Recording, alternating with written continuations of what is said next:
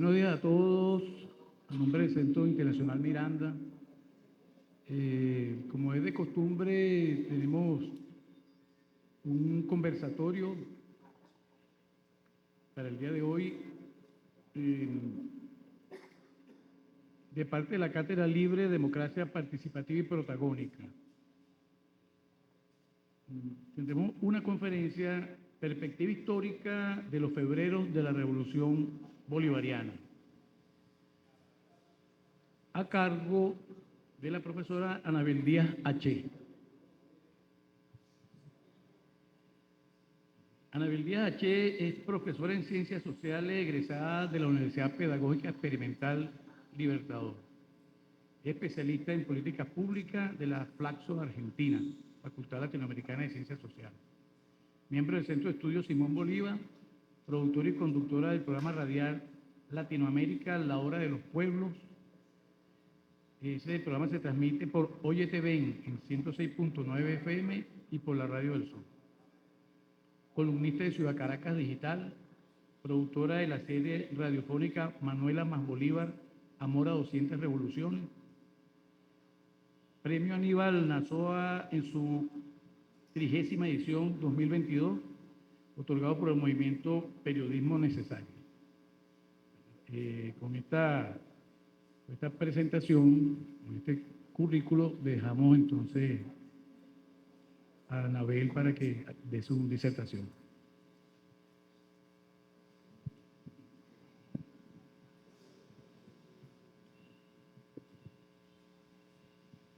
Muy buenos días a todas y todos. Una vez más, gracias al Centro Internacional Miranda por la invitación y gracias a todas ustedes y a todos ustedes por su asistencia, ¿no? En especial, un saludo a la gente de Fedeval que nos acompaña hoy en esta actividad. Fíjense, hablar de los febreros de la Revolución Bolivariana es como extraño, ¿no? Pero el mes de febrero, en diferentes etapas, en diferentes momentos históricos, justo ha coincidido que en el mes de febrero ocurren acontecimientos que marcan la historia de Venezuela, la historia del pueblo venezolano. Entre estos acontecimientos, y si nosotros queremos hacer una reconstrucción histórica de la Revolución Bolivariana, hablar de los febreros, por ejemplo, del 89, de 1992 y de 1999 nos ayudan como elementos o fechas clave para reconstruir el proceso completo. No tanto en la reconstrucción apegada a los hechos, que para nosotros los historiadores son importantes, sino para nosotros reconstruir lo que es más importante aún, el sentido de estos acontecimientos y su trascendencia en la historia del país. Entonces, hablar de ahorita, 2 de febrero, cuando se cumplieron 25 años, ¿verdad?, de la primera, ¿cómo diríamos?, la primera vez que el comandante Chávez recibe, ¿verdad?, el gobierno, es proclamado presidente de la República, un 2 de febrero de 1999. Hace 25 años justamente, hicieron 25 años el pasado 2 de febrero. Pero ese 2 de febrero del 99 no se puede comprender a cabalidad y sobre todo para nosotros los venezolanos ha sido un motivo de análisis permanente y para los latinoamericanos, incluso para muchos analistas en el mundo, lo que pasó después de ese 2 de febrero en adelante, ¿no? Y nosotros estamos proponiendo aquí hacer una retrospectiva. ¿Qué pasó antes de ese 2 de febrero del 99 que nos puede explicar por qué y cómo llegamos a la toma del poder por la vía pacífica de una revolución, en este caso de la Revolución Bolivariana? Entonces eso se explica a través del 4 de febrero de 1992, otra fecha, ¿verdad?, que parte la historia de Venezuela en dos y que ocurre también precisamente en el mes de febrero. Ese 4 de febrero de 1992, que fue la insurgencia militar del grupo de militares bolivarianos dentro del Ejército Nacional, dentro de la Fuerza Armada Nacional, no se puede explicar, y el mismo comandante Chávez no lo decía, que el 4 de febrero era hijo, ¿verdad?, del 27 de febrero de 1989, que ayer justamente se cumplieron 40 años, 35 años. Entonces, bueno, vamos, entre febrero y febrero, nos da la oportunidad de reconstruir acontecimientos bien importantes, porque ese 27 de febrero de 1989, el propio comandante Chávez también la catalogaba como la primera rebelión popular en contra del paquete de medidas neoliberales, la primera rebelión popular en contra del supuesto consenso de Washington, ¿verdad? Y es una rebelión popular en contra del Fondo Monetario Internacional y el Banco Mundial. Es decir, tenía claras evidencias de ser una revolución de carácter clasista. Es decir, el pueblo se sentía, ¿verdad?, y estaba en ese momento siendo hiperexplotado por modelos, que fue el modelo que impuso el consenso de Washington en el continente, que es el modelo neoliberal, que impuso, y que no estamos hablando en tiempo pasado, no estamos hablando de hace 35 años impuso, no, todavía está tratando de imponer hoy en Ecuador, en Argentina, en Chile, en Perú, pero que no ha podido volver a imponer en Venezuela. Y esos febreros del 99, del 92 y del 89, allí está la clave de por qué no lo ha podido volver a imponer en Venezuela, que para ellos sería, bueno, realmente facilitaría el trabajo del manejo del continente por los ingentes recursos petroleros que en este momento necesitan, por el gas, por ejemplo, que necesita Europa en esa guerra en Ucrania, y todo lo que el momento histórico nos está proponiendo. La llegada del comandante Chávez a la presidencia de la República significa por primera vez en nuestra era republicana la llegada del pueblo al poder. Y lo importante de esto es que fue por la vía pacífica. La llegada de un militar, que además el pueblo llega y pretendían las élites, bueno, no, esto no va a durar mucho, esta gente no tiene proyecto. Esto es una cosa muy poco direccionada, no hay un proyecto. Se equivocaron las élites gracias a sus malos análisis. Creo que son debilidades ideológicas o desviaciones ideológicas, ¿verdad? No supieron comprender que cuando el pueblo insurge en 1989, estaba marcando un hito para el continente y para Venezuela, porque ya los partidos de gobierno, los que garantizaban la gobernabilidad, que para ese momento eran ADE y COPEI en ese modelo bipartidista, habían llegado a su máximo nivel de deslegitimidad. No había legitimidad. El gobierno decía una cosa y la gente sabía que iba a suceder exactamente lo contrario. No había credibilidad. Habían altos niveles de abstención.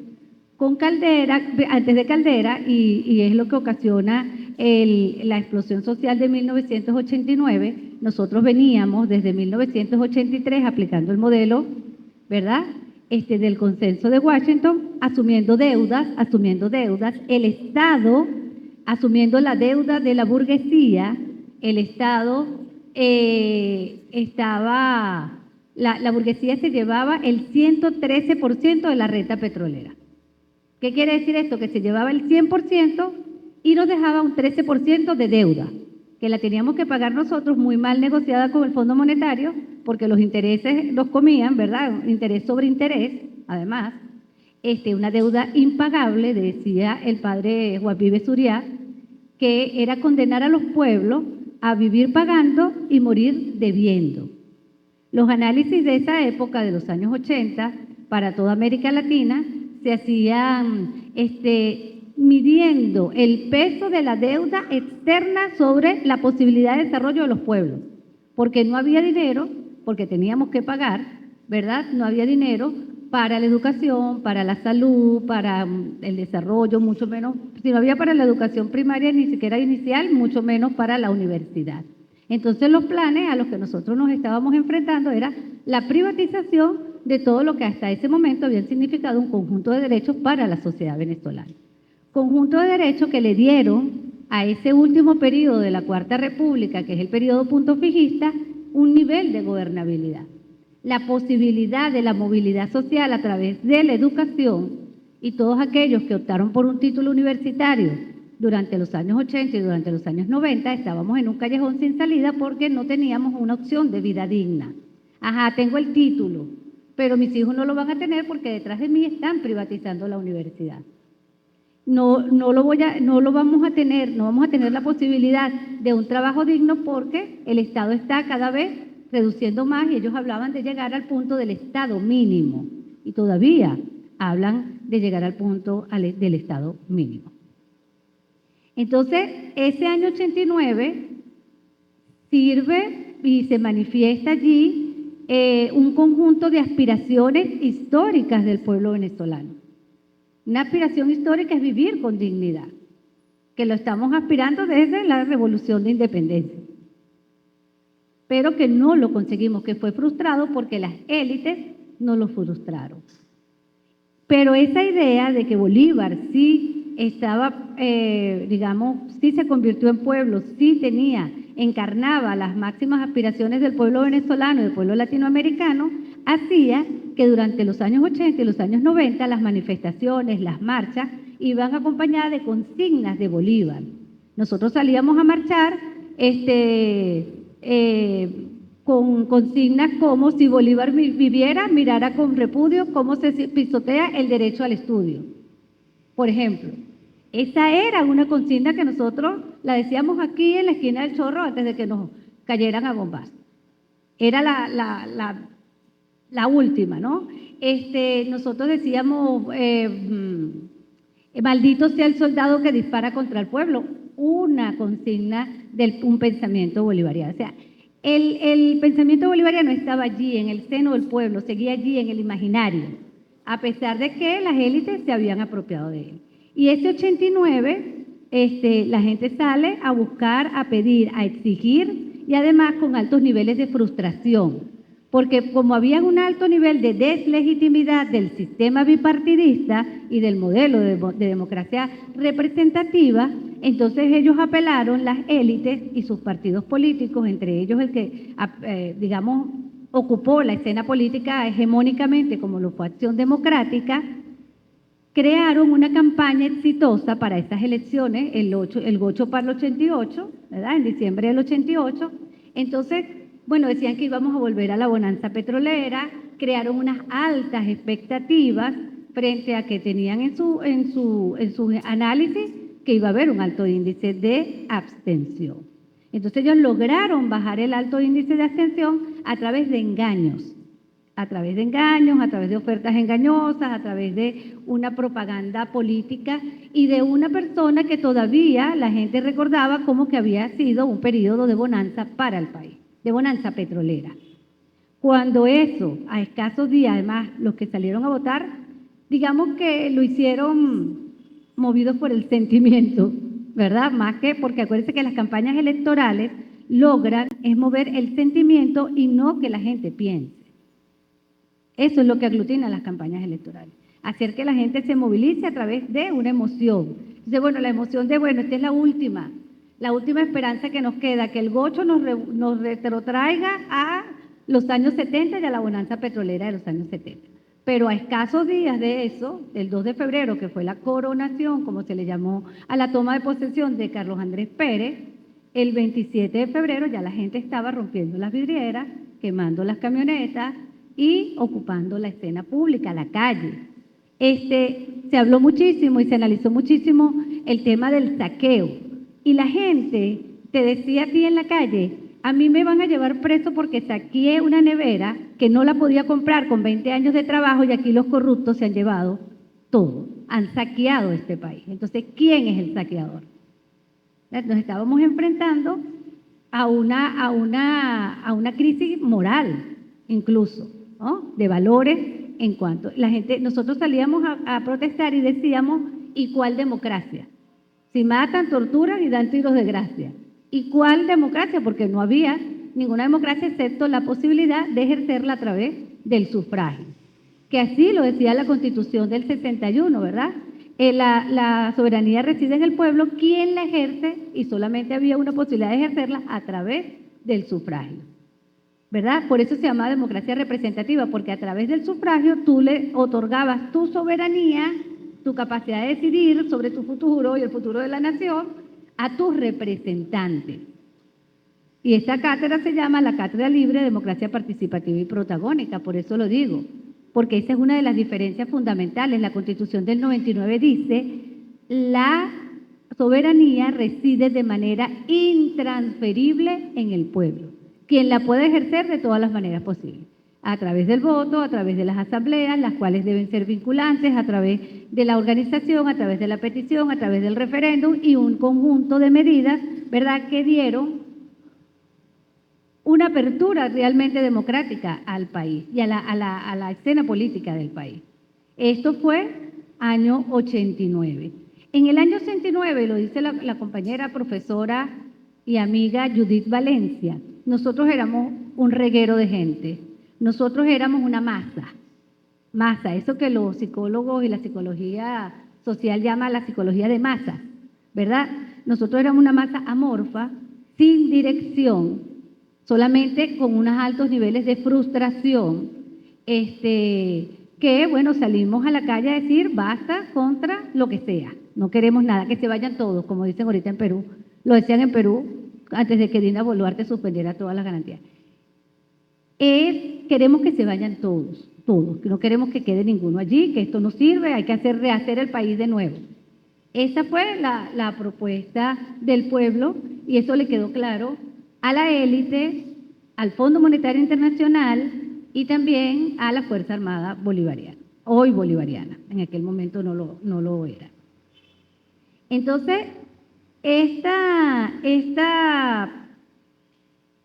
año 89 éramos una masa, no teníamos lo que tenemos ahora, esta trascendencia histórica del 92, ahora para poder hablar de esto, y luego del 99, y a partir del 99, a partir del 2003, con las misiones sociales, es que nosotros nos fuimos progresivamente y en medio de un proceso en paz, no pacífico, pero en paz, ¿verdad?, convirtiendo de masa en pueblo. Fuimos asumiendo mayores niveles de conciencia política, de conciencia histórica, de identidad, de capacidad de movilización, de capacidad de elevar propuestas al Estado. Recuerden que nosotros hicimos todo lo que fue la Asamblea Nacional Constituyente, que fue un proceso donde se discutió en las plazas Bolívar, en las parroquias, por sectores sociales, qué iba a decir la Constitución. Entonces, ese 89 éramos masa, amorfa, movida por los sentimientos, sin dirección, pero con la fuerza. La fuerza reside en el pueblo. Nosotros teníamos la fuerza y lo demostramos en ese momento. Y la fuerza fue decir, no queremos seguir con este modelo. Y rechazamos ante los ojos del mundo ese modelo que nos pretenden imponer del neoliberalismo. Porque una de las cosas que decía la sociedad venezolana es que el neoliberalismo, que no es otra cosa que la dictadura del mercado, niega la democracia en todos sus aspectos. No es posible aplicar un paquete de medidas neoliberal, no es posible aplicar en lo económico y controlar los índices macroeconómicos en paz, en democracia, porque la gente no se va a resignar a morirse de hambre. Bueno, a mí me toca morirme de hambre este año. No, eso la gente no lo va a asumir de esa manera. Entonces es imposible que el neoliberalismo desemboque en modelos democráticos. Esto lo digo no con visión al pasado, sino con visión al futuro. Noboa no tiene otra cosa que declarar estado de excepción. Milei va a tener que declarar estado de excepción. Bukele ha podido gobernar y hacer unas elecciones exitosas bajo estado de excepción, porque el neoliberalismo niega la democracia. No son compatibles. No puede haber un modelo económico neoliberal y un modelo político democrático. Y las élites lo tienen claro, lo tienen claro. Lo que no lo teníamos claro eran los pueblos, pero ya lo hemos comprendido. Y si no lo hemos comprendido, aquí tenemos los ejemplos. Ecuador, Perú, Chile, ¿me explico? Argentina, y vamos a seguir cayendo como barajitas, es la pregunta. Va a seguir avanzando y va a seguir reeditándose, reestructurándose el modelo neoliberal en el continente. Es necesario para los Estados Unidos. En esta crisis de hegemonía es necesario para los Estados Unidos, pero es contrario a nuestros intereses. Y Venezuela ha sido aquí, bueno, la piedra dura de roer, la piedra en el zapato. Para el año 92, cuando surge entonces ya el mismo o parecido, pues digamos, se pronunció el pueblo en el 89, le dijo a los políticos que ellos eran unos saqueadores, que nosotros no estábamos dispuestos a respetar y a jugar bajo sus normas, bajo sus reglas, y luego insurge el ejército, el estamento militar, la Fuerza Armada. Ellos insurgieron y ese 4 de febrero del 92, que ha tenido muchísimas análisis y explicaciones, creo que lo más importante que hizo fue que a esa masa amorfa que éramos el pueblo venezolano del 89, que seguíamos siéndolo, pero mucho más movilizada, mucho más en la calle, etcétera, etcétera, perdón, nos dotó de un líder genuino. No es Carlos Andrés Pérez, un líder construido por una campaña política. No es un líder de la oligarquía disfrazado de popular como Eduardo Fernández. No es un falso líder, es un líder genuino. Y eso, para el pueblo venezolano, significó un cambio en la cualidad, porque ya no éramos simplemente una masa inconforme, molesta, con ganas de crear otra cosa, sino que además teníamos entonces, a partir de 1992, un líder, ¿verdad? Pero un líder que tenía unas características muy importantes, un líder que trae una narrativa que se parece a la nuestra. Como ya les decía, para el año 89 y mucho antes del año 89, desde el año 82 en adelante, se retoman las consignas bolivarianas en el seno de las protestas del pueblo venezolano, y del pueblo latinoamericano.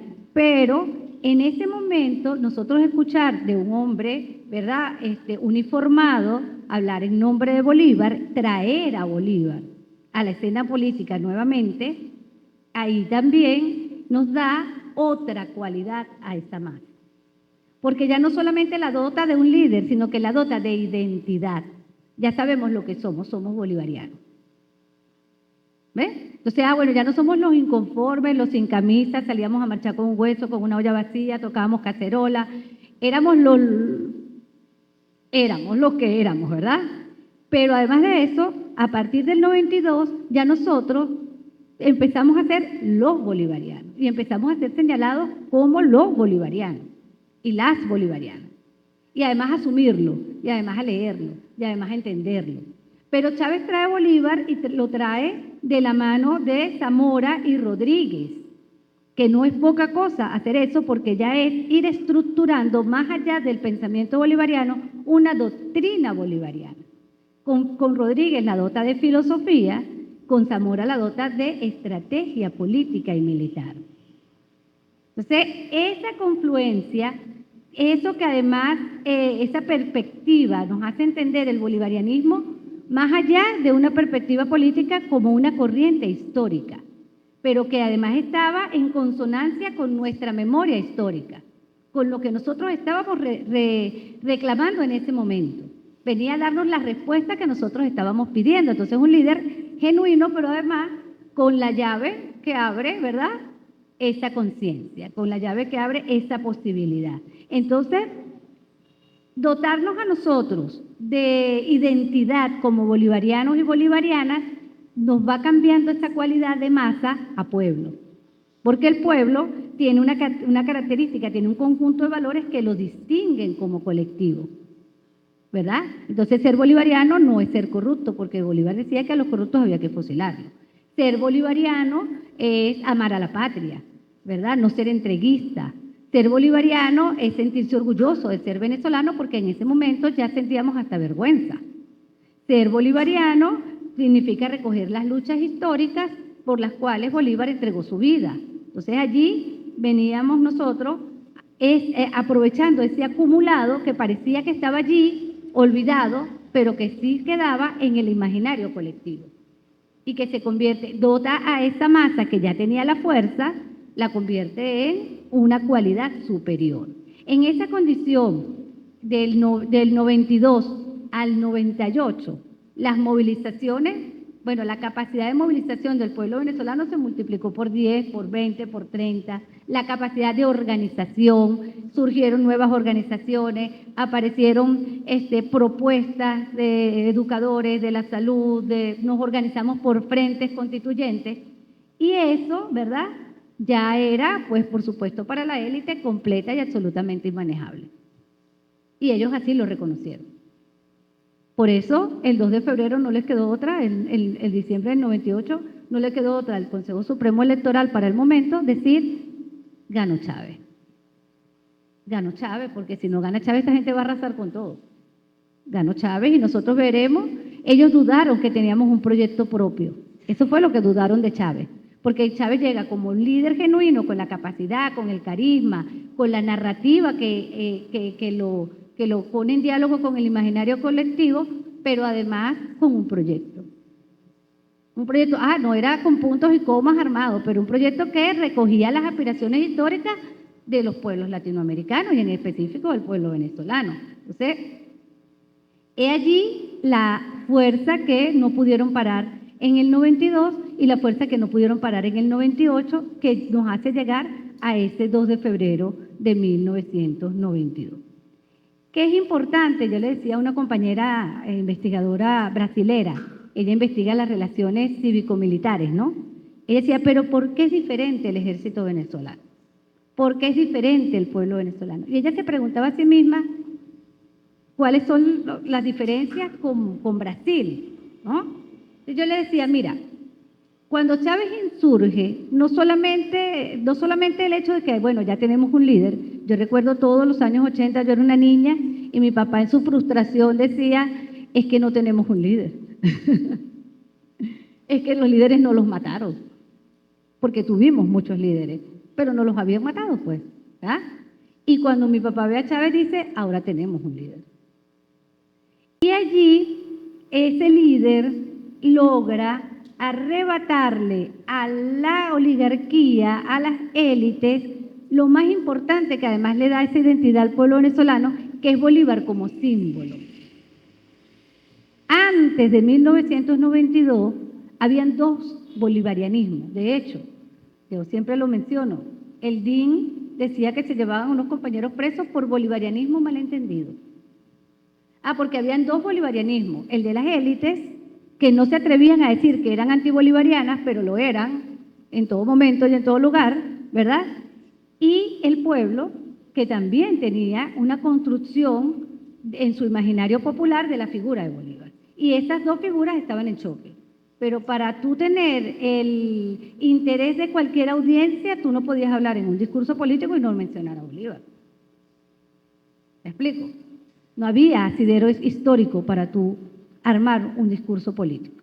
Entonces tenías que recurrir a la figura, ellos la limpiaron, ellos la construyeron durante muchos años, por eso digo que el puntofijismo solo fue el último periodo de la Cuarta República. La Cuarta República comienza precisamente con la muerte de Bolívar, ¿verdad? Esta república oligárquica de 1830 a 1998. Ese largo periodo estuvo el pueblo contenido, no en paz. Fuimos masacrados en diferentes oportunidades, fuimos perseguidos, 11.000 desaparecidos, creo que es una de las cifras que maneja la Comisión de la Verdad para los años 60, y todos los que murieron en el 89, que todavía no tenemos una cifra oficial realmente. Entonces, arrebatarle a la oligarquía el símbolo que unifica al pueblo venezolano fue el golpe certero, fue el golpe final, fue lo que le dio esa nueva cualidad que dejamos de ser masa y nos convertimos en pueblo.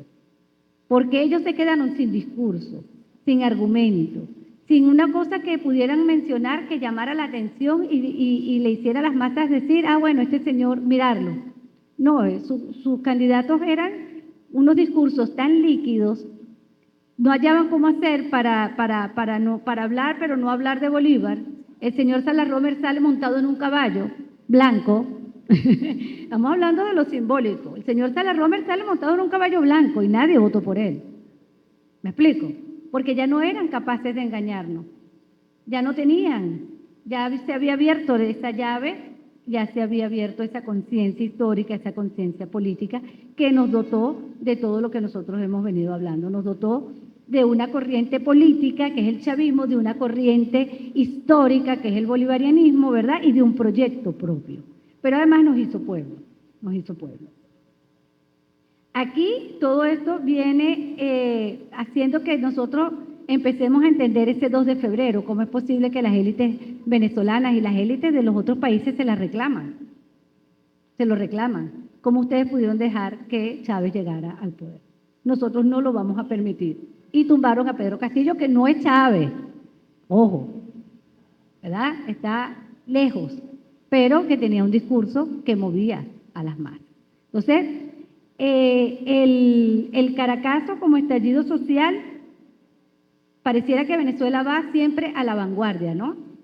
Primera demostración de ruptura, es una ruptura con el consenso de Washington. Se rompieron las vitrinas, decían. Pero no las vitrinas de las tiendas, se rompió la vitrina que era Venezuela para Washington mostrarlo a las otras democracias del continente. Porque recuerden que nosotros venimos cuando el 89, todavía hasta 1996 no se había firmado la paz en los conflictos centroamericanos, que fue el último en firmar lo que fue Guatemala. O sea, imagínense ya el discurso de la contrainsurgencia, no hallaban ellos cómo metérnoslo, cómo manejarlo. Eso había que pacificar, había que lavarnos la cara, había que tener gobiernos democráticos. Si queríamos legitimidad y gobernar con legitimidad es importante para las élites, cosa que no han podido lograr en todos estos años. Entonces, luego de ese estallido que nosotros lo convertimos en revolución, y cuando la gente dice, bueno, pero ¿qué revolución es esta? Bueno, no es armada, pero tampoco es desarmada, ¿verdad? Es revolución porque logra transformar las estructuras. Lo primero que logra Chávez después de 1999, y por lo cual le dan el golpe en el 2002, tiene que ver con el reordenamiento, la redistribución de la renta. Por ejemplo, ya no se puede ustedes, señores de la élite, quedar con el 113%. Vayan a ver de qué viven, trabajen por primera vez en su vida. Señor Mendoza, tiene que ser una empresa realmente productiva porque ya nosotros no lo vamos a poder seguir subsidiando. Y todo ese proceso que ha venido sucediendo y que no terminó con Chávez, que terminó después del bloqueo con Nicolás, decir, bueno, no podemos seguir dando dólares a la burguesía. Pero mientras tanto, nosotros, para garantizar niveles de gobernabilidad, seguíamos subsidiando alimentos. Seguíamos subsidiando la producción de la burguesía parásita que tenemos en este país. Entonces, bueno, se acabó eso, obviamente, las presiones han sido muy fuertes, siguen siendo muy fuertes, pero nosotros tenemos una propuesta, tenemos un proyecto histórico. La democracia participativa y protagónica es el modelo político del socialismo bolivariano, que es el socialismo que nosotros hemos decidido que es nuestro modelo y nuestra forma de vida. Una redistribución, un país más equilibrado.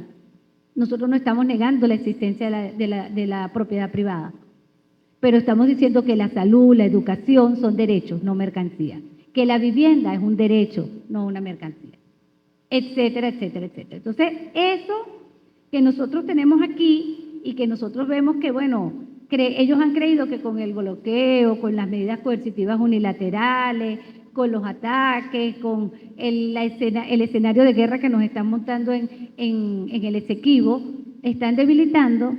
Todo lo contrario, lo están fortaleciendo. Nosotros hemos alcanzado en medio del bloqueo unos niveles de soberanía alimentaria que no teníamos antes. Ya nosotros no estamos importando harina mezclizada de México. Nosotros estamos comiendo nuestra harina, Ah, que no es la mejor. Ah, bueno, que hay gente que prefiere la harina del señor Mendoza, bueno, pero es nuestra harina y estamos llevándola hacia por lo menos 7 millones de familias con el CLAP. Con el CLAP. Entonces, eso ha sido un proceso arduo, difícil, y nosotros estamos nuevamente en un año electoral. Y hay dos propuestas.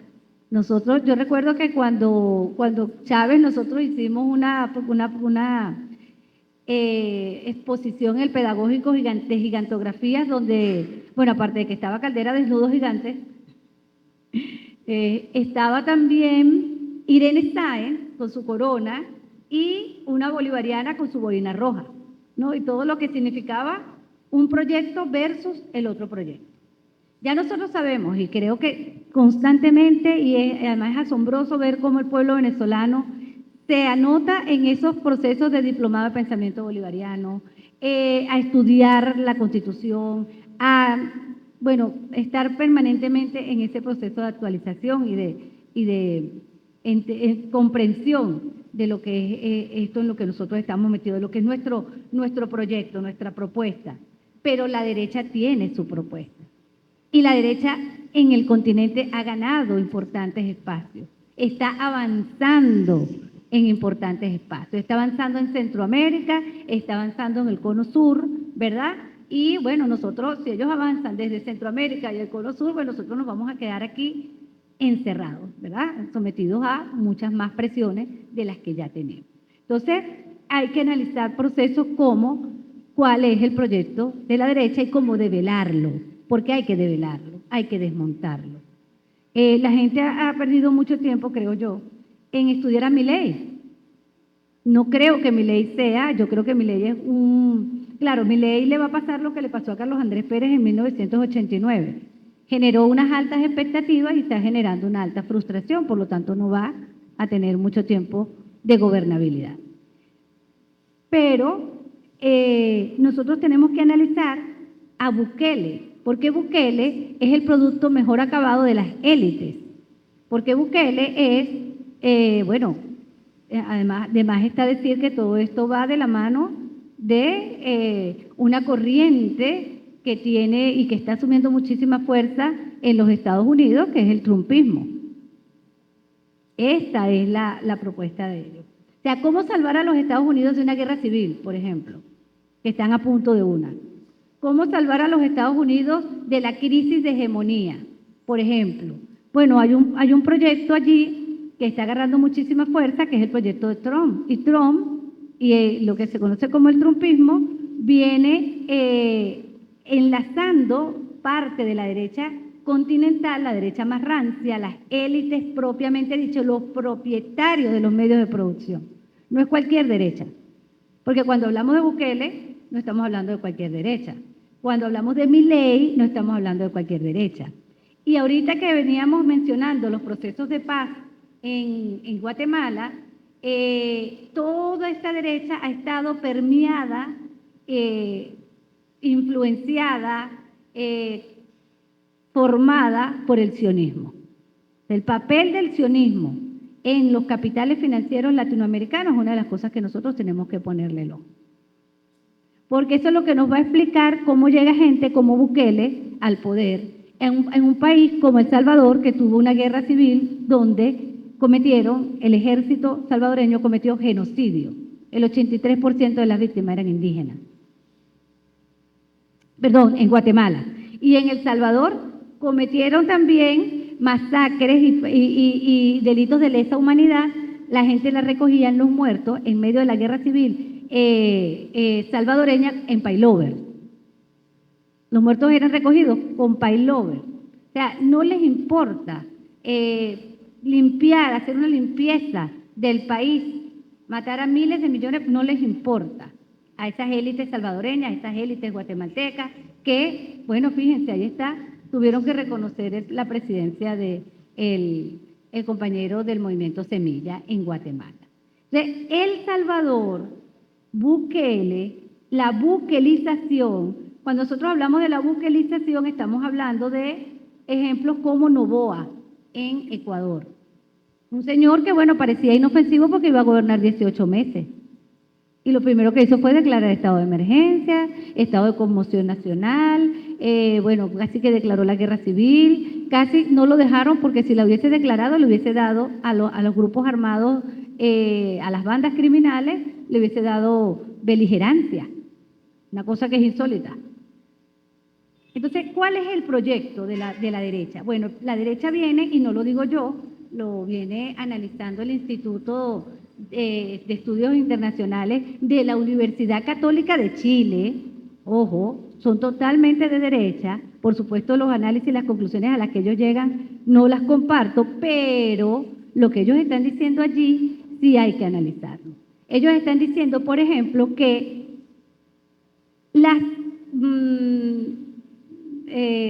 los peligros para América Latina en esta nueva etapa es, por ejemplo, el auge de la delincuencia, el auge de las bandas armadas. Bukele llega al poder en un pacto con las bandas armadas. Las bandas armadas en El Salvador, que además fueron una propuesta que se crearon en las calles de los Estados Unidos y luego fueron deportados a El Salvador, pero que no son deportados simplemente porque, bueno, te deporto, no, también te doto de armas. Las armas de los grupos y de las bandas criminales en El Salvador son estadounidenses. Entonces, ¿a quién le interesa que las bandas existan? ¿Verdad? Porque no puede ser que yo combata el crimen y el narcotráfico, pero les venda las armas. Y eso lo está dejando en evidencia López Obrador. López Obrador le está diciendo, ok, vamos a firmar un acuerdo, yo no voy a dejar pasar a los migrantes porque la crisis de migrantes y la presión interna en los Estados Unidos en un año electoral es fuerte. Pero miren, aquí están las armas que incautamos. ¿Cuándo Peña Nieto incautó armas? ¿Cuándo las mostró? Todas las armas son del ejército estadounidense. Entonces, aquí están las armas. Si ustedes dejan de pasar armas, yo dejo de pasar migrantes. Que además no los paso yo, ellos pasan solos. Pero bueno, trato de pararlo. Ese es el acuerdo que está tratando de firmar López Obrador. En pocas palabras, en resumen. Esas armas que Estados Unidos está admitiendo y que además Jack Fidel Castro y Chávez nos decían, no pisen el peine de la violencia porque el peine de la violencia va a beneficiar a las élites, el peine de la violencia va a beneficiar uno de los negocios más lucrativos del imperialismo, que es la venta de armas. Y ahí estuvo y todavía está Colombia en su laberinto, tratando de salir porque no escucharon a Fidel Castro. En el momento en que se los dijo, firmen la paz. Claro, no era fácil firmar la paz y no es fácil firmar la paz con la oligarquía colombiana, una oligarquía asesina capaz de chuparse la sangre de su propio pueblo para mantenerse en el poder. No es fácil, obviamente. Nadie puede criticar al pueblo colombiano, a los grupos irregulares colombianos, pero nosotros no podemos morder el peine de la violencia y de creer que el extremismo al que ellos nos están llevando va a beneficiar o nos va a dar una salida menos dolorosa, porque no va a ser así. Al punto que ellos, entre otras cosas, aparte de eso, pues ya la excusa de las bandas y de la ingobernabilidad y de la posibilidad de que estas bandas armadas, estas bandas criminales o BACRIM, como le dicen, pongan en jaque al gobierno. Pusieron en jaque al gobierno en El Salvador con Sánchez, con el presidente anterior a Bukele. Y el frente, que venía de ser un frente armado, el Frente Farabundo Martí, tuvo que entregar el gobierno. Mire, no puedo gobernar. Ganó Bukele. Entreguen eso y que gobierne Bukele, pues. A ver cómo hacemos. Y eso es lo mismo que está exacerbando y el mismo experimento, el mismo laboratorio que está haciendo Noboa en Ecuador. Exactamente igual. Empiezan por armar armar los trenes, que ellos llaman aquí trenes, el tren de Aragua. No crean que eso ha sido una cosa, un crecimiento espontáneo de la delincuencia en Venezuela. No es posible que de unos delincuentes que tenían un arma, que no tenían cómo enfrentar a la policía, ahora puedan volar puestos policiales. Eso no ocurre de la noche a la mañana. Ahí tiene que haber otros capitales financiando ese proceso. No puede ser que el Coqui, ¿verdad?, tenga más poder de fuego que la Guardia Nacional.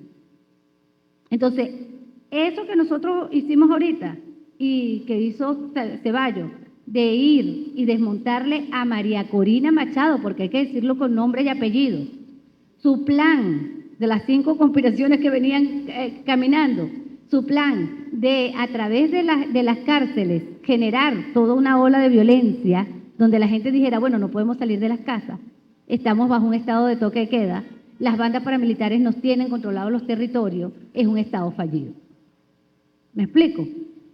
Entonces, frente a esa situación que ellos vienen creando, que el mayor éxito lo tuvieron en Haití, porque Haití es hoy un estado fallido gracias a que los Estados Unidos pagó para un magnicidio, además de uno que además era su socio, ¿verdad? Mataron a su propio socio, por eso con el diablo no se puede llegar a acuerdo y no se puede negociar. Entonces, ellos ahora tienen Haití en manos de las bandas paramilitares. Y esa situación de Haití está hecha y promovida para desestabilizar todo el Caribe, porque el Caribe ya dejó de ser un negocio lucrativo para los Estados Unidos. Porque Chávez y Fidel se lo arrebataron con Petrocaribe, porque ya hay niveles de conciencia mayor, niveles de unidad mayor, etcétera, etcétera. Entonces, el peligro de las bandas y de la buquelización. El otro peligro que permitió que Javier Milei, que Noboa y que Bukele llegaran al poder tiene que ver con la manipulación mediática.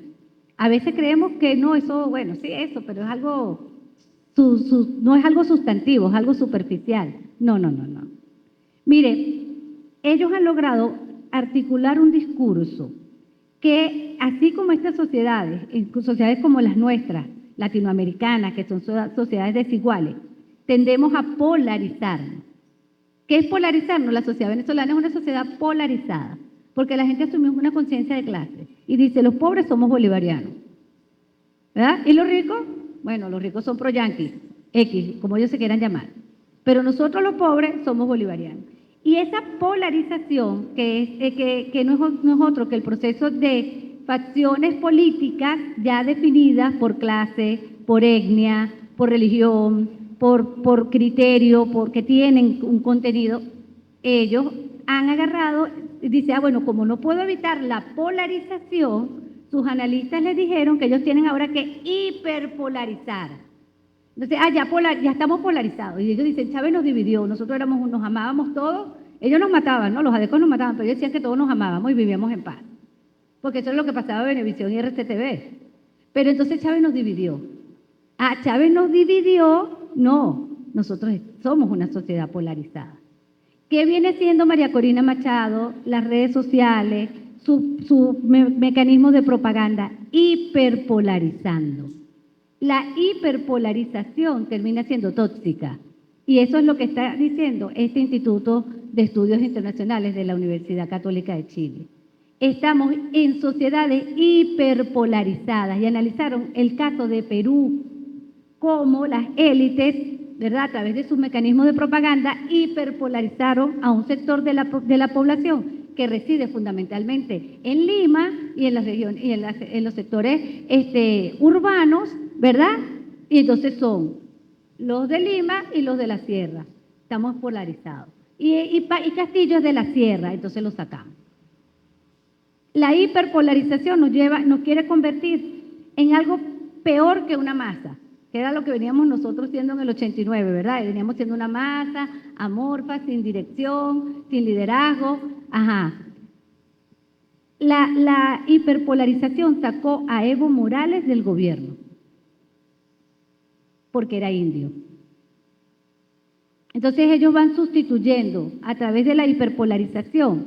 Bueno, yo asumo un extremismo, ¿verdad? Asumo un extremismo de derecha que me hace odiar a todo lo que sea indio, porque todo lo que es indio es malo, a todo lo que sea socialismo, porque el socialismo es malo, es pobreza, es miseria, es hambre.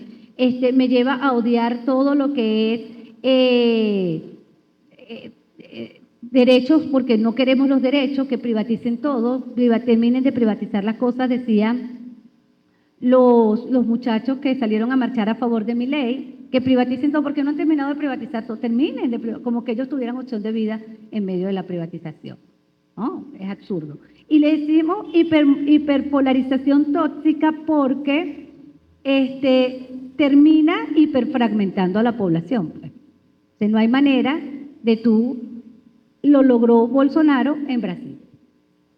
Bolsonaro en Brasil, bajo la teoría de que todos son corruptos, el PT es corrupto, Lula va preso, nunca le demostraron nada a Lula, pero va preso y la gente, y hay mucha gente en su mente que sigue diciendo, no, pero es que Lula debía seguir preso. Pero mira, es que no tiene ninguna prueba en su contra, no hay nada en el expediente, no podemos, ¿con qué lo acusamos? No importa, que vaya preso, igual. Porque es negar al otro, es neofascismo, es tratar de imponer un grupo social por encima del otro y evitar la convivencia posible. Cuando Nicolás dice aquí todos juntos como hermanos, está desmontando el discurso de la hiperpolarización tóxica, que a alguna gente le da resquemor ese discurso. No, pero ¿cómo vamos a hacer todo? Sí, bueno, o es la convivencia o es nos matamos todos. Aquí hay dos opciones.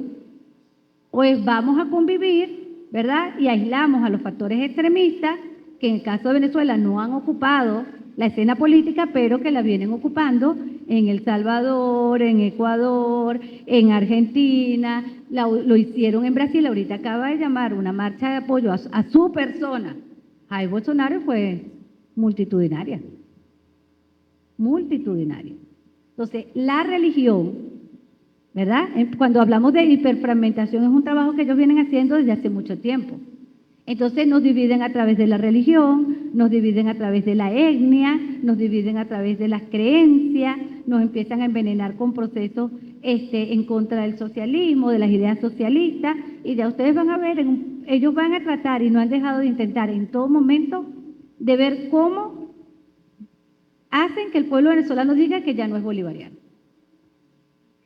Hasta ese punto tienen ellos que llegar para podernos ganar la batalla simbólica, la cual llevan perdida en este país.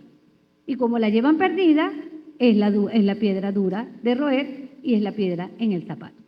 Pero entonces nos enfrentamos a esto, a la derecha pura y dura, con acciones neofascistas, discursos populistas, pero que al final de cuentas está detrás de ello el sionismo, el imperialismo y los capitales financieros. Otra vez estamos nosotros a lo que nos enfrentábamos en menor grado, en menor nivel de organización en 1989. Eso creo que lo dejo allí para la reflexión y muchísimas gracias por haberme escuchado.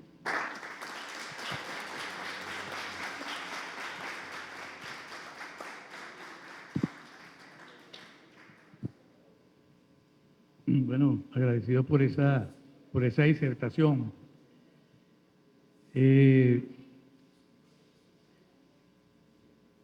La profesora Che hizo un ejercicio de eso que sabe mucho Sarabia, lo que llaman prolepsis y analepsis en el cine. O sea, se pasó por 3 fechas de ida y vuelta y regreso. Algo muy chavista, por cierto, también. Sí, método chavista. Bien, entonces, me imagino que hay muchas ganas de intervenir y hacer preguntas. Un contenido bastante denso, una retrospectiva interesante, de lo que yo apenas haré un breve resumen para dar paso más bien a su participación, ¿no? La profesora resalta el hecho de que estas fechas, más que hecho en sí mismo y su valoración, lo importante es su trascendencia. Es decir, a qué nos lleva y cómo en retrospectiva lo entendemos y le damos, digamos, un uso en la actualidad, ¿no? Ese es el primer punto. Se refirió a que en el caso de 1989, la acción popular se dirigió concretamente contra las estructuras del neoliberalismo, que están representadas en instituciones como el Fondo Monetario Internacional y la Banca Mundial. Eso fue... destacó que ese hecho, eso que movió en aquel tiempo a los pueblos, está de vuelta sobre todo en países como en el caso de Perú y el caso de Argentina. Entonces, hay que tomar en cuenta eso, es decir, escarmentar en cabeza ajena, como decía Marx. Si de un hecho histórico que tuvo esa característica, pasa el tiempo, la memoria se pierde, y la gente no comprende que fueron esas mismas causas que llevaron a esos enfrentamientos, esos cambios de aquel tiempo. Y se vuelven a reeditar, y por supuesto, como hay generaciones nuevas, no tienen esto en la conciencia y lo celebran. En el caso de Argentina, la referencia que hacía a cómo en las marchas, la gente, digamos, vitorea a Milei y exige radicalización de sus medidas, ¿no? Destacó lo que sería la llegada pacífica al poder en 1999, una vez que el presidente Chávez, con el antecedente del año 92, asume el poder en esa fecha como digamos, una respuesta a lo que sería una crisis de legitimidad que se padeció anteriormente, digamos, un rechazo por, digamos, la desesperanza de los tiempos de la Cuarta República y una crisis de legitimidad en las instituciones de esa estructura del sistema político que dieron al traste con ellos. Y que se comienza en el 99 una reconstrucción que es convertir lo que fue la masa inconsciente y amorfa que se manifestó en el 89 en una masa consciente a partir de un proceso constituyente, que implicó una construcción de identidad. Por allí.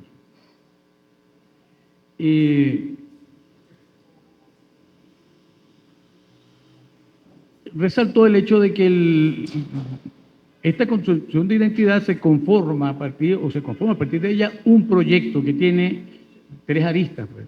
Una memoria histórica zamorana, una filosofía histórica robinsoniana y, digámoslo así, una política republicana bolivariana.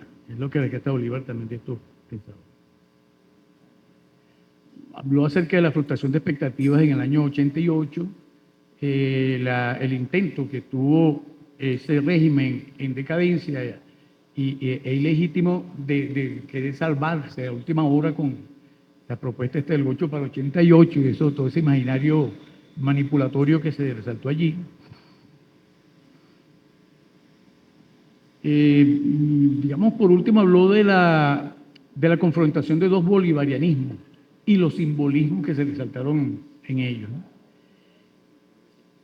Y finalmente habló de los peligros actuales que que estamos, digamos, confrontando, representado en trumpismo, como se les dice, en Milei, en el caso de Argentina, en Bukele, que se convierte en bukelismo también, los efectos de demostración que otros quieren continuar, y en el sionismo que, bueno, ya a nivel internacional conocemos de lo que está sucediendo en el caso de Palestina, pero que tiene una presencia fundamental el sionismo en América Latina detrás de todos estos proyectos, ¿no?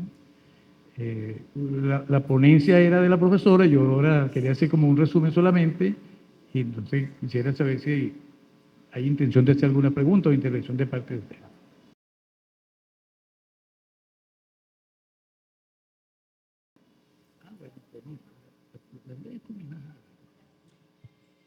Bueno, muchísimas gracias al profesor Gustavo Bastardo, que hizo un resumen bien sucinto, bien interesante, ¿no? Pero fíjense aquí que me gustaría dejar bien puntualizado algo, ¿no? Nosotros dejamos de ser masa y nos convertimos en pueblo y tenemos tres elementos que nos caracterizan y que nosotros podemos medir, que nos dan esa posibilidad de dejar de ser masa para ser pueblo. Poseer un liderazgo individual o colectivo. Chávez ejerció un liderazgo individual en un primer momento. Miren, es difícil para nosotros imaginarnos lo complicado que es para los pueblos parir líderes. Los líderes son paridos por los pueblos. Cada pueblo tiene el líder que es capaz de parir. Nosotros hemos sido un pueblo tan noble, tan grande, que hemos parido líderes como Bolívar, como Chávez, y todavía los subestimamos. No subestimamos, ¿verdad? Porque en esa interacción, en ese diálogo pueblo-líder, se va formando el líder. Y Chávez tuvo un liderazgo fundamental, pero imagínense que nos quedamos sin Chávez. Y muchos decían, se acabó la revolución bolivariana. Muchos nos decían eso, incluso algunos aliados. Y nosotros aprendimos a tener un liderazgo colectivo, a acompañar a Nicolás. Eso demuestra una madurez de parte del pueblo venezolano, una nobleza, una capacidad de entender el proyecto más allá de lo inmediato. Más allá, no es solamente, muchos decían, bueno, es que en muchos sectores de la sociedad el liderazgo de Chávez fue emocional, sí lo fue. Y hoy esas personas dejaron de ser chavistas. Porque Chávez se murió, porque ya no es igual, porque no podemos exigirle a una persona que actúe como otra, etcétera. Pero el grueso de la población sigue militando en el proyecto y se siente más comprometido con el líder después de su muerte, porque sabe que sacrificó su vida en pro de que nosotros pudiéramos darle continuidad a este proyecto. Nosotros tenemos esto, que es el liderazgo, que lo tuvimos en un momento individual y ahora lo tenemos colectivo. Tenemos un proyecto que resume todo el acumulado de nuestras luchas históricas. Todo el acumulado de nuestras luchas históricas está allí en el proyecto Simón Bolívar, por donde lo busquemos. Hoy Plan de la Patria. Por donde lo busquemos, no hay una expectativa, una lucha, y si la hay, la incluimos, porque para eso vivimos en un proceso de permanente asamblea, ¿verdad? Tenemos un accionar, y ahí es donde yo quiero ir porque he leído algunas preguntas, un accionar basado tanto en argumentos, ¿verdad? Porque una teoría política te da argumentos, como en valores. Nosotros, el gobierno bolivariano, se ha movido después de la desaparición física del comandante según estos argumentos y estos valores. Seguimos caminando en ese mismo, ¿verdad? En esa misma dirección. Y eso es lo que nos distingue como colectivo. Entonces, entender esto es difícil, pero siempre nosotros sacar, no existen manuales para hacer la revolución, ¿verdad? Pero sacar nuestro arsenal de propuestas o de premisas, por lo menos, ¿no?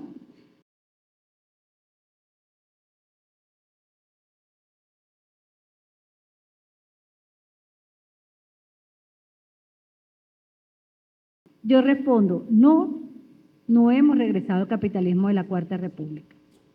Hemos tenido reversión en algunos logros sociales. Nuestra moneda fue atacada y hemos logrado recuperar el valor de la moneda. Llevamos, no sé si se han dado cuenta, en lo que va del mes de febrero, la inflación más baja del 2014. No lo estoy diciendo yo, lo dicen los números, ¿verdad? Estamos tratando y hemos venido recuperando la capacidad de compra, la capacidad el poder adquisitivo del pueblo venezolano. Pero, por supuesto, nuestros enemigos son grandes. Ahorita nos amenaza la señora María Corina Machado nuevamente y dice que, bueno, en abril, si a ella no la aceptan de candidata, se suspende la suspensión, valga la redundancia, de la supuesta flexibilización de las sanciones.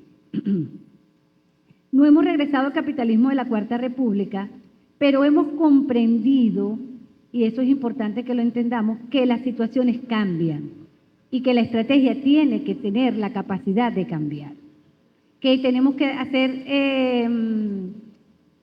concesiones tácticas que nos permitan acumular fuerza y llegar al objetivo, ¿verdad? Nosotros no vamos a privatizar, por ejemplo, la educación, pero sabemos en la situación en la que tenemos la educación. Sabemos que hay que invertir en la educación. Ha disminuido la inversión del Estado en la educación. No, porque si vemos el porcentaje, lo que pasa es que el dinero vale menos. ¿Me explico? Entonces, allí diría Lenin, un paso adelante, dos atrás. Los amigos, aprendí una máxima con los amigos zapatistas, ¿no? Ellos decían retroceder para avanzar. Nosotros, con una élite hiperpolarizada, que no quería hablar nada del chavismo, que retiró sus capitales frente a un bloqueo internacional, donde el Estado no tenía ingresos, llegamos al número 0 de ingresos, tuvimos que enamorar otra vez a Fede Cámara para que invirtiera en este país, que es su país, pero que ellos no lo aman. pero es su país. Y nos ha ayudado el panorama internacional, porque la pandemia y la crisis fuera de Venezuela hace que ellos vean a Venezuela como que, bueno, es un destino seguro para mi capital. Nuestros propios capitalistas, que se habían ido. Pensemos en eso. Hacer que regresen no es un retroceso. Hacer que regresen es una necesidad en este momento.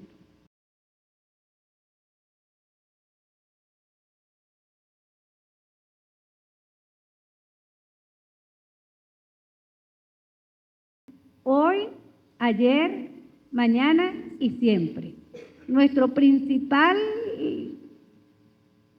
peligro es interno. Nuestro principal peligro es quebrarnos moralmente.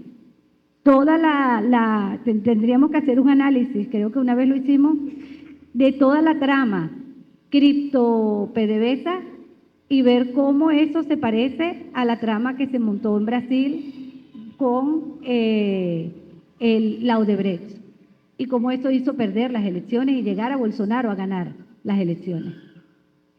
Sí hay factores internos que se quiebran, que pactan con el enemigo, que se vuelven corruptos, pero lo que debemos entender el pueblo venezolano es que ningún corrupto es bolivariano.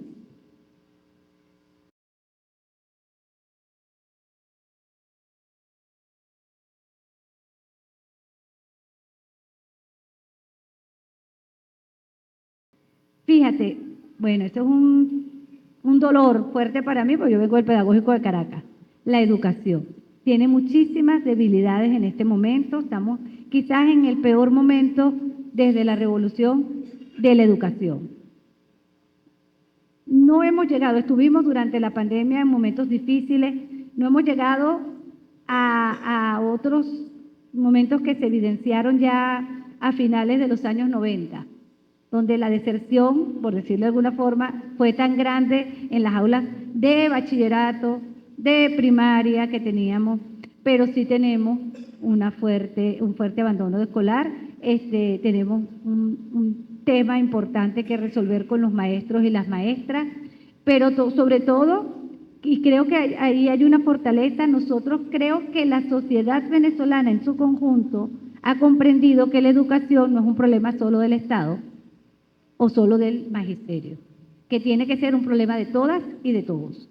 Y las comunas tienen la escuela ahí, pero no entran a la escuela, o sea, entran para hacer una asamblea, pero no se involucran en la vida educativa.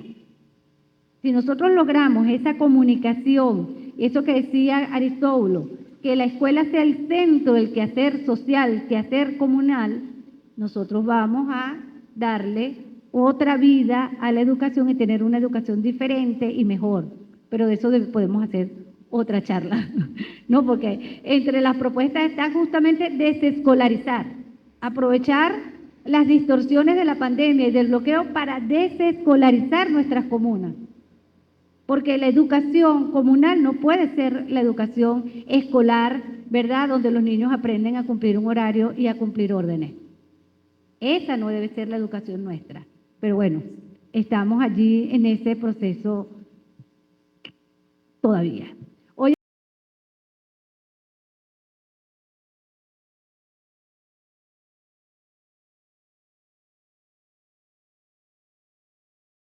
pensamiento de Rodríguez es más complejo que el pensamiento de Bolívar. Es base del pensamiento de Bolívar, pero es más complejo para nosotros. Más difícil de entender porque es muy rupturista, muy contra lo impuesto, contrahegemónico, incluso decolonial.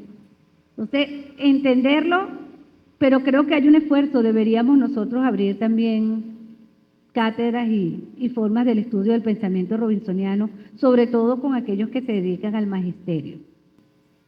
Bueno, el pensamiento, la filosofía, yo digo, lo han llamado el maestro, pero creo que sus aportes fueron más importantes en la filosofía que en la educación. Claro, sin filosofía no hay educación, no hay historia, no hay nada. Sus aportes en la educación y en la filosofía siguen presentes en el pensamiento. Ejecutarlos, llevarlo es mucho más difícil, mucho más complejo.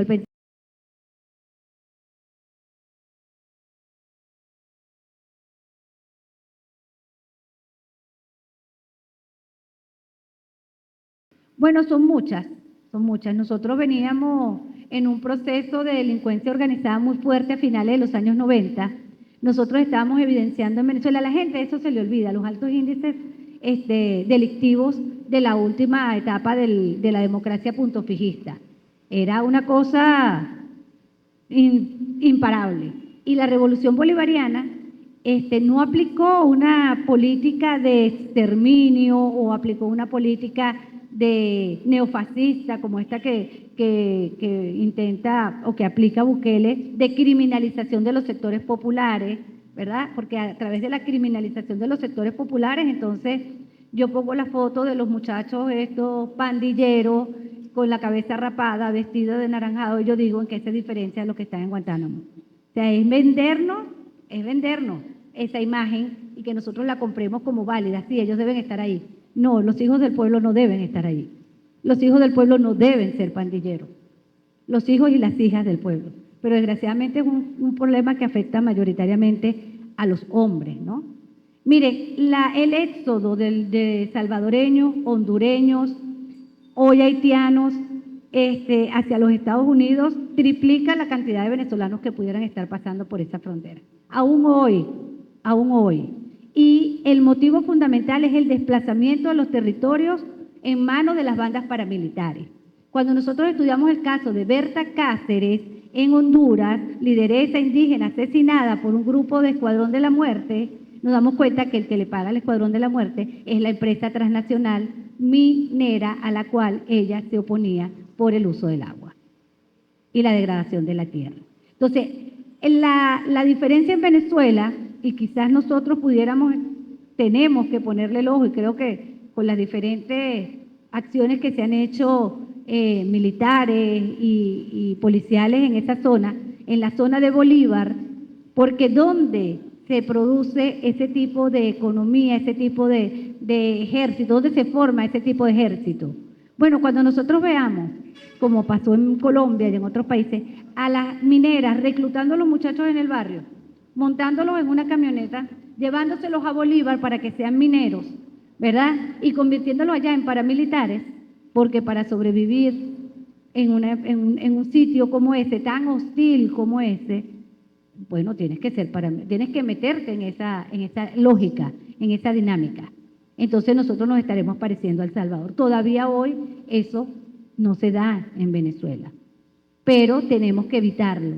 Es la tarea, es el trabajo. Y es difícil, pero yo creo que las mujeres venezolanas han hecho una gran labor en las comunidades para evitar que en medio de esta situación tan difícil económicamente, nuestros muchachos, muchos de ellos vean como una opción de vida, bueno, meterse en las bandas criminales, en las bandas paramilitares. Cuando nosotros estuvimos con la OLP en la Cota 905, y entonces decían, no, había gente que decía, no, mátenlos a todos. Y entonces la señora que nos estaba ayudando a hacer el mapa, no a mí, a las fuerzas, la fuerza era mamá de uno de los muchachos, de los líderes. O sea, ella era la líder comunal y el hijo era el líder delincuencial. No se puede criminalizar de manera irracional, porque eso nos va a llevar a un discurso neofascista y a creer a que todos los hijos del pueblo son ladrones, malandros. Y eso lo aprendimos muy bien con el padre Matías, ¿verdad? La criminalización por razón de origen social, la criminalización por razones de origen étnico, ¿verdad? La criminalización, porque entonces en Zulia te dicen, no, todos los guajiros son narcotraficantes. No podemos llegar a esas falsas generalizaciones que van a revertirse en contra de nosotros.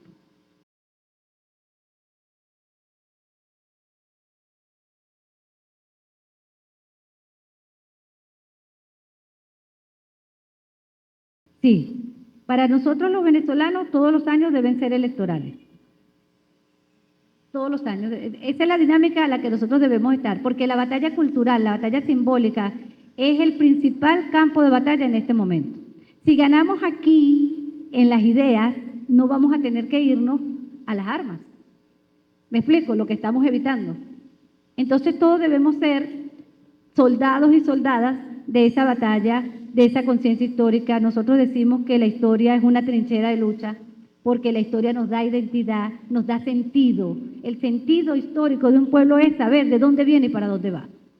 Porque es muy triste andar en la vida sin uno saber de dónde viene y para dónde va. Pero así están los argentinos, uno de las crisis de pueblo del pueblo argentino. Por eso repiten nuevamente y vuelven a caer en temas como Milei. ¿Me explico?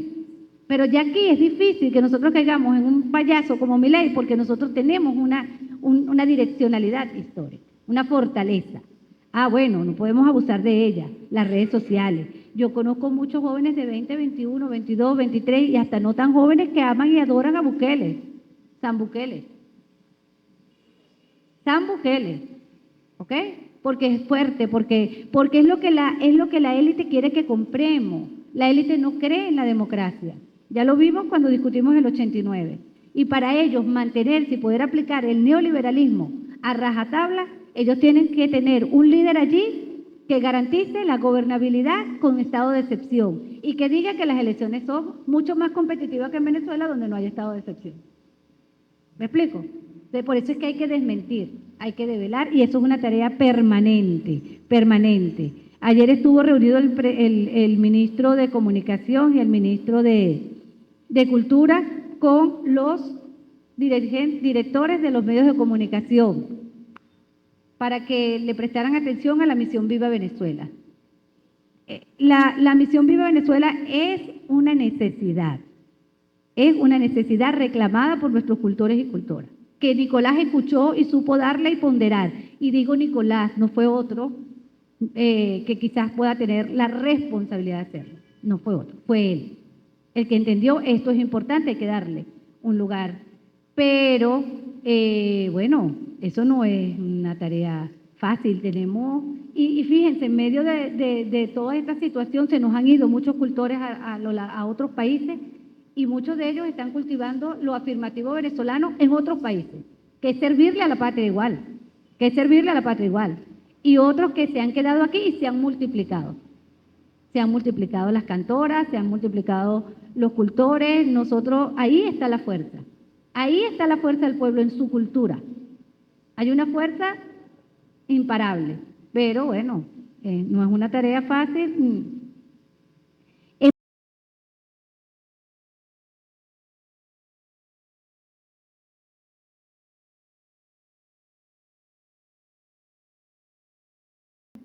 Itzalá. Ojalá, sí, es posible, todo es posible. En Venezuela nosotros nos hemos dado cuenta que este es el mundo esta es la tierra de lo posible.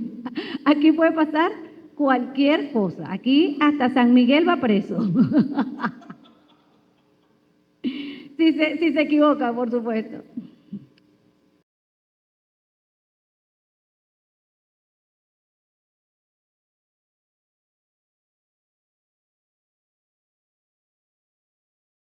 Sí, claro. Sin teoría no hay práctica revolucionaria, hay que construir la teoría. Los invito a todas y todas a escribir. Todos somos parte de esta construcción colectiva de la teoría revolucionaria. Miren, cuando aquí han venido intelectuales de otros países y nosotros en una acción subversiva los hemos llevado a los barrios, ellos han aprendido muchísimo y dicen, nos agradecen en privado. Oye, los agradezco porque qué fastidio estar en esas conferencias con puros intelectuales. Yo quiero hablar con la gente porque aprendo más. Y han aprendido muchísimo del pueblo venezolano. Antes del grupo de Alberto Fernández en Argentina, nosotros hicimos las elecciones acá, creo que fueron las de la Asamblea, ¿no? Las del 2018, 2020. Ajá. Y se vino un diputado, hoy diputado argentino para Venezuela, entonces me lo dieron a mí. Llévatelo para todos lados. Yo andaba por la parroquia de San Juan, que era la que me tocaba, y bueno, andaba para arriba y para abajo conmigo, y al final le digo, pero mijo, ¿qué haces tú aquí, en esta loquera que estamos nosotros de cuánta gente moviste, que no sé qué, que la cosa, la maquinaria, que el partido, que la otro, que la comuna, cuánto movió la comuna?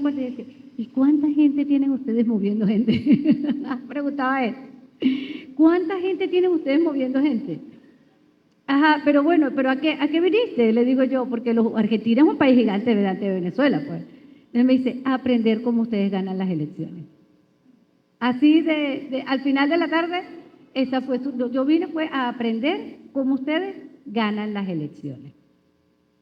Bueno, no eran unas elecciones donde la gente participaba mucho porque no eran de presidente, pero él aprendió, porque después lo vi que quedó allí como diputado. Comentario. Ayer una persona en el metro vio a una señora mayor con una bolsa muy bien equipada de comida y le preguntó, ¿es del CLAS? Y ella le dijo, no, me la entregaron en mi trabajo. ¿Y dónde trabaja usted? En Mintur. Ah, esas bolsas se las dan a ustedes y no al pueblo. Intervine y le dije a ella es pueblo, yo soy pueblo y usted es pueblo. Así es. La señora dijo, yo amo a Chávez porque él me dio fidelidad.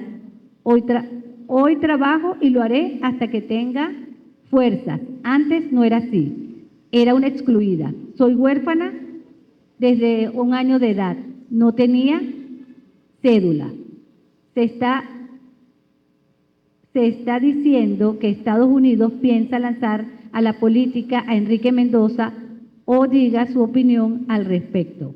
Enrique Mendoza. Bueno, en la política no hay fósiles, en la política los muertos caminan, ¿verdad? Ledesma volvió después que lo creíamos muerto y enterrado, digo políticamente, por supuesto,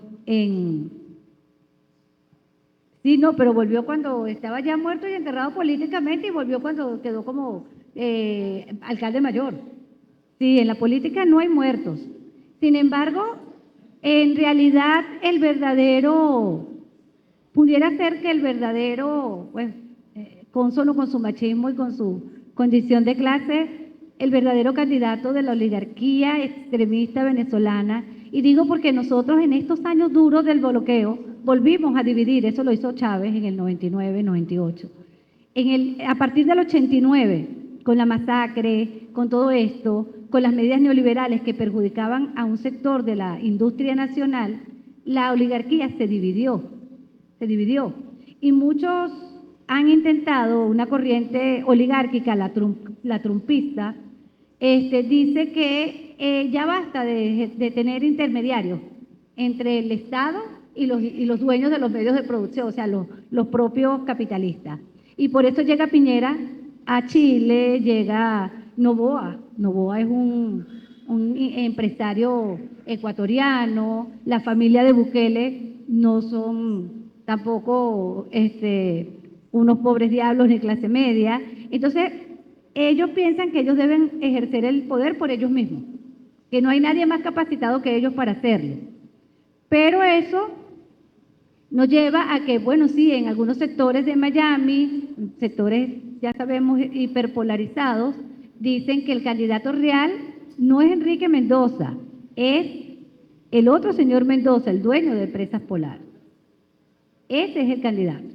Que ellos están quemando a María Corina porque ella es loca, porque es mujer, solo con su machismo, pero que su verdadero candidato es pero él no se va a lanzar, Lorenzo, él no se va a lanzar si los números no le dan, obviamente, porque no se va a quemar, él es el príncipe, ¿me explico?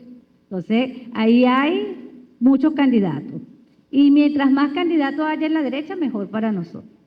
El gobierno de Carlos Andrés era legal, pero no legítimo. ¿Cómo se resuelve esta contradicción? Un Julio saca a CAP del gobierno. A partir de esto, Chávez se hace más legítimo y después se hizo legal. ¿Sí? Es así. Pero además nosotros como país tuvimos una línea que luego siguieron otros países, que fue la de cambiar el orden jurídico del país para que lo legítimo cada vez más fuera legal y para que las cosas que no son legítimas no puedan ser legales. Pero bueno, es justamente la contradicción de la ley, ¿no? Que hay cosas que pueden ser legales y no son legítimas. Muchísimas gracias.